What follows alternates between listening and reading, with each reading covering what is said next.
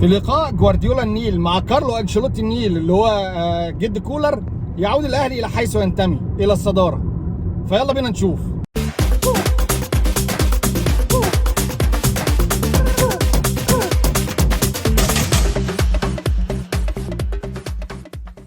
السلام عليكم ورحمه الله وبركاته. انا احمد صابر ودي الكوره مع افوكاتو. مبدئيا كده عشان نتفق من قبل الفيديو ان انا يعني هبقى تحت تاثير حبي الاثنين في فرقه المصري، هو علي ماهر ومحمود جاد. فيعني انا من الناس المعجبه جدا بعلي ماهر وشايفه مدرب كبير جدا ومش واخد حقه بصراحه. فتعال نشوف كده.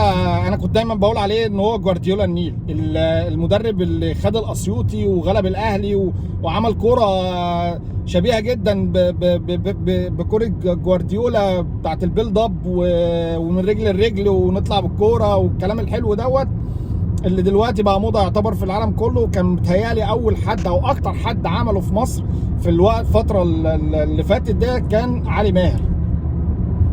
تعال نشوف بقى كده بقى علي ماهر والجد كولر بدأوا الماتش ازاي والدنيا اتطورت معاهم ازاي، وهنتكلم برضو عن الظاهرة يعني وسام ابو علي، اللي واحد قال لك وسام بيرسي وواحد قال لك فاندام ابو علي، وانا شايفه زلطهم. يلا بقى وكل واحد بقى وكيفه طلع زي ما يطلع.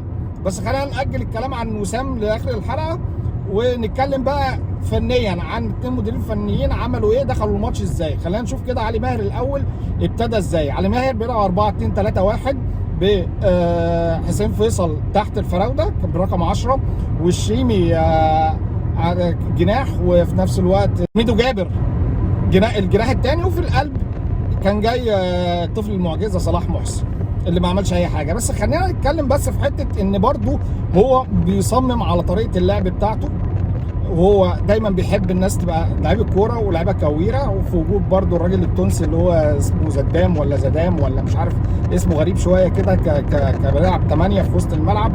والراجل برضو كان بيعتمد على نفس طريقه اللعب، هو ان انا ببني من تحت. في حين ان يعني الاهلي الضغط الشديد اللي ضغطوا عليه في اول الماتش الراجل ما فقدش الكوره بسهوله، يعني لعيبته ما فقدتش الكوره. ده دليل عن ان الراجل محفظهم كويس ومعرفهم ازاي ومرنهم ومفهمهم ازاي نطلع بالكوره، الا ان هم برضو اختاروا ان هم ما ياخدوش الريسك ده كتير. وكانت الكوره بتتلعب لمحمود جاد اللي انا بحبه جدا عشان تبقوا عارفين زي ما قلت لكم كده في بدايه الحلقه، وكان بيلعب الكوره المباشره لقلب الملعب على طول، الكوره الطوليه. طيب علي ماهر في نفس الوقت في سياسته الدفاعيه كانت بقى في حاجه حلوه قوي، عمل كل حاجه عشان يبوظ على الاهلي طريقه لعبه. مبدئيا علي ماهر ما كانش لما كان بيجي يضغط عالي ما يضغطش على الكره عالي عند ال 18 بتاع الاهلي، يستنى لما لعيبه الاهلي تتقدم وتقرب من خط الوسط ويبدا يعني يضغط عالي في الحته دي، ما يخليش لعيبه الاهلي خط ظهر الاهلي يباصي براحته. وده ليه بقى؟ عشان ما يضطرش يطلع بالبلوك كله لقدام، لان الاهلي تحولاته خطيره والكور القطريه الطوليه بتاعته مرعبه، فما ينفعش يسيب مساحه في خط ظهره الجناح او الفرود ياخد فيها سرعته ويبدا يسرق خط الظهر بتاعه.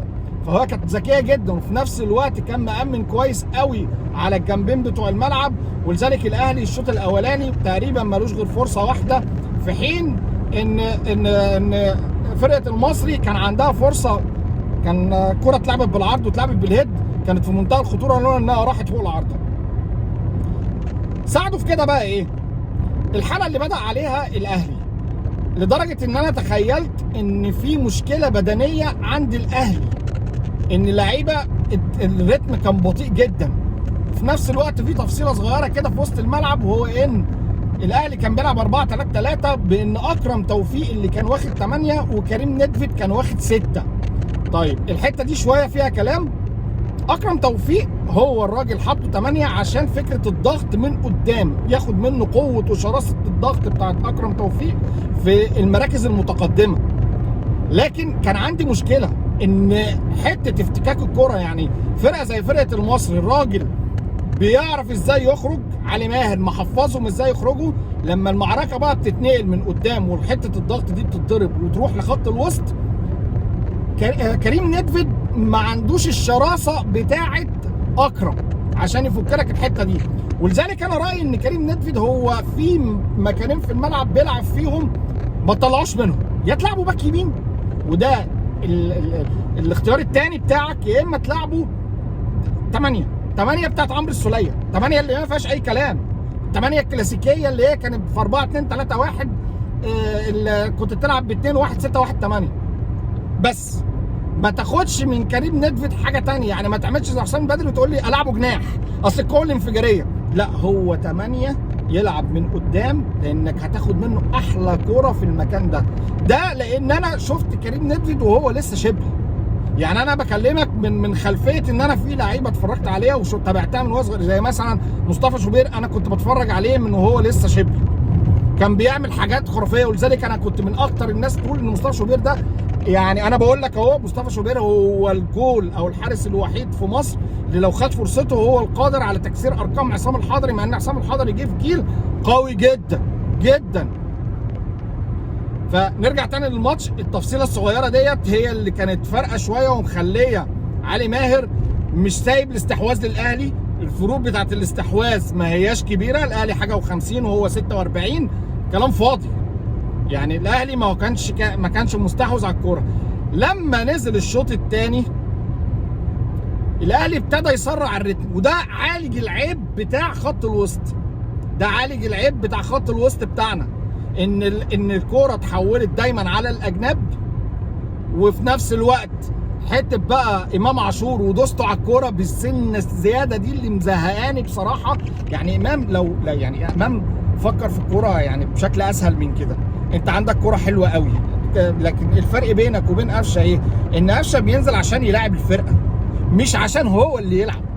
يعني انا بروح وبستلم الكوره من اي حد، بقرب لاي حد عشان عندي خطه او عندي فكره، انا اول ما هستلم هسلم مين.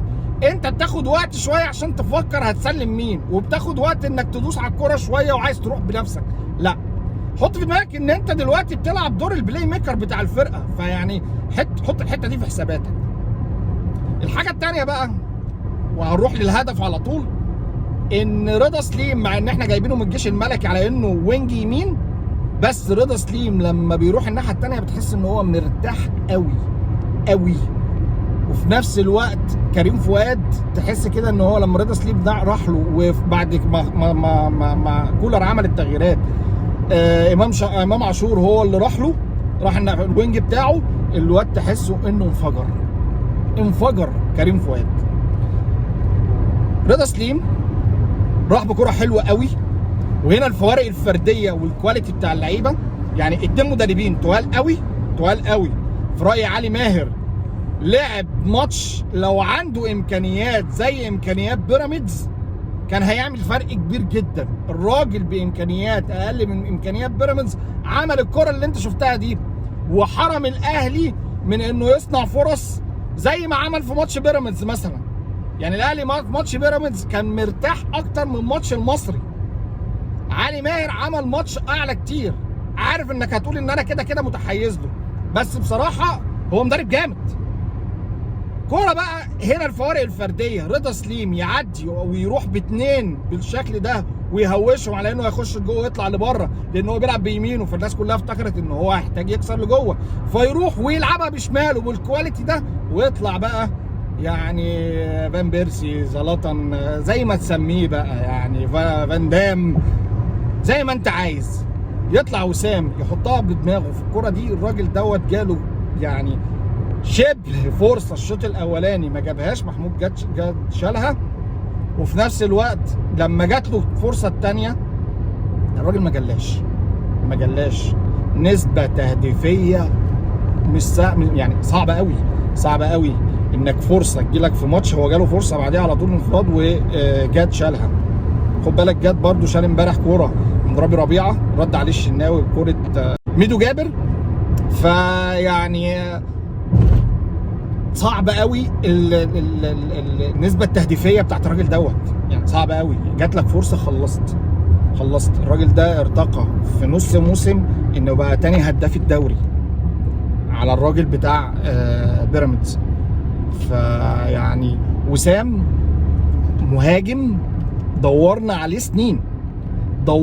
سنين، مرعب صعب قوي، القوه الانفجاريه بتاعته وانقضاضه والطريقه اللي بيضغط بيها على المدافعين بزوايا معينه عشان يبقى عارف انه وهو رايح بيضغط يبقى قافل زاويه الباص على ناحيه معينه عشان يجبر المدافع انه يلعبها في اتجاه معين. مهاجم مخضرم دورنا عليه سنين، الاهلي فعلا لقى ضلته في وسام. فيعني كارلو انشيلوتي امبارح كان بيلعب جوارديولا. بس كده انا استمتعت جدا بالماتش دوت، يمكن استمتعت بيه اكتر من ماتش بيراميدز وعوده المارد الاحمر للمكان الذي ينتمي ليه، للصداره. وده اللي احنا قلناه الحلقه اللي فاتت، ان الاهلي كان عامل زي الصياد اللي بيطارد فريسته، اهو بيراميدز في الاخر ما قدرش يستحمل الضغط بتاعه مطارده الاهلي ووقع امبارح في فخ التعادل مع الزمالك. ده اذا ما كانش كان ممكن يتغلب امبارح. بس كده لو عجبك الكلام دوت ما تنساش اللايك الشير الكومنت سبسكرايب، واللي انت بتتفرج عليا من على الفيسبوك يا ريت تروح تشترك في القناه. سلام.